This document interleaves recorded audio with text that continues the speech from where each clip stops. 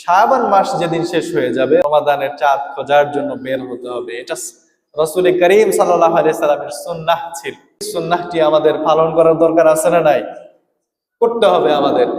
প্রযুক্তির যুগ চলে আসছে, তাতে কি এই সুন্নাহকে আমাদের আবার জিন্দা করতে হবে। ছোট্ট একটা দোয়া, এই দোয়াটি আমরা করতে পারবো তো ইনশাআল্লাহ?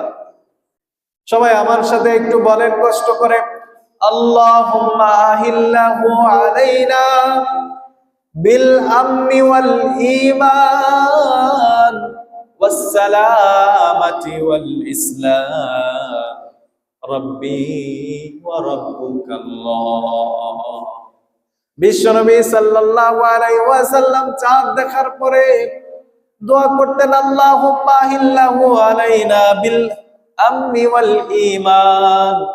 রব্বুল আলামিন, এই যে চাঁদ তুমি উদিত করলে, রব্বুল আলামিন এই যে রমাদানের চাঁদকে তুমি উদিত করলে, এই রমাদানের চাঁদকে আমাদের জন্য ঈমান, শান্তি, প্রশান্তির কারণ বানিয়ে দাও। বলেন না সুবহানাল্লাহ।